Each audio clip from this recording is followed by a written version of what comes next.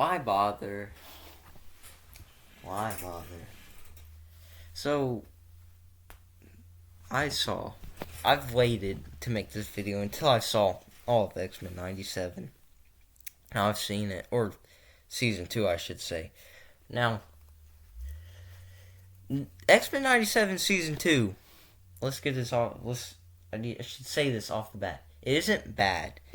It isn't bad at all. It's pretty good. I loved a lot of those episodes. They were very entertaining and did some very cool visuals. Now, this might be a hot take, but probably one of my favorite episodes of the new season was the one that they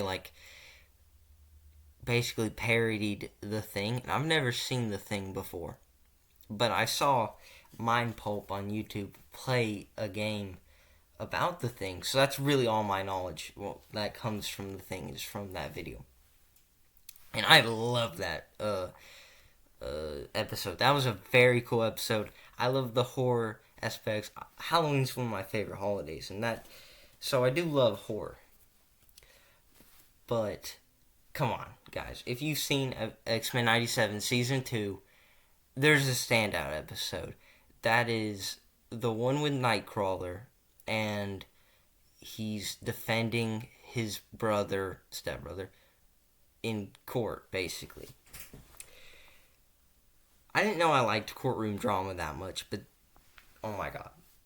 I loved everything about that episode. The intellectualness of the courtroom drama, the sword fight that Nightcrawler had. That episode really made me fall in love with Nightcrawler as a character. And obviously, I'm pretty sure that's what that episode was made for you to do, is make you fall in love with Nightcrawler so they can kill him in the end. Because, spoilers, they kill Nightcrawler. That's how they end the season. Last season we killed Gambit. It was a very big moment. It was emotional. Had me crying, to be honest. So good. So this season, how do they follow up with that? We bring back Gambit. We spend the whole season kind of leading up to Gambit, coming back. And we end it with killing another beloved X-Men that no one hates Nightcrawler. Nightcrawler is such a beloved character. They killed him. He died. I watched it happen. It's not a lie.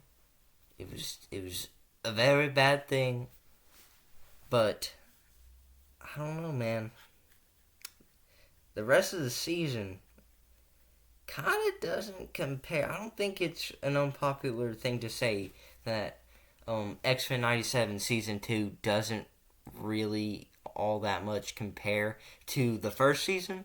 Not that the new season was bad or anything, but the first season was very, very, very, very, very good. You didn't even have to watch the 90s show to love the X-Men 97. That did so much good storytelling. It made up for that. Now, Season 2, there were some bumps in the road, but for the most part, a very good show still. Very good episodes. Those two highlights being, three really. The cliffhanger where Magneto got murdered, which is the one reason why everyone didn't like the horror episode, because it came right after that. There was the horror episode, which was really good if you like that type of stuff. All of, the Thing references with, that's such a good plot where, you got these group of guys, and it's, an imposter is among us. One of them is possessed by an alien, and they don't even know it. That's cool. But I don't think it should have been hated on nearly as much as it was, just because it came after a cliffhanger, which, it wasn't that big of a cliffhanger. We got, Apocalypse. Now, I will say, that was another thing that was kind of underwhelming, is how, in that cliffhanger, whenever Apocalypse kills Magneto, and it's like, this is the big bad moment. This is like, oh, there's no turning back. Apocalypse is let loose. We basically made Apocalypse happen. He's gonna get us. He's going back to the 1990s. And they say that line like several times in one episode. They're like, we have to go back to the 1990s. We have to go to the 1990s. They say it over and over again. I don't remember what episode, but they do it. And then you never get like that big Apocalypse fight or anything. Apocalypse gets murdered off screen by Gambit as a Horseman of Death, which is really cool. The Gambit stuff is cool. But they still have that Apocalypse fight through Gambit because, Gambit has Apocalypse in him, and then he kind of like Gambit Apocalypse. They're one thing, and they have that fight. They do some bull crap. Rogue makes a deal with a Celestial like, yo, give me power, let me save my husband. Let me my husband to find me. That sort of thing. Beast and Nightcrawler are outside. They know that this is happening. They're like, they can inform. And then Rogue goes off, saves the day really easily, like that. Super easy. Barely an inconvenience. The only inconvenience was Nightcrawler's life.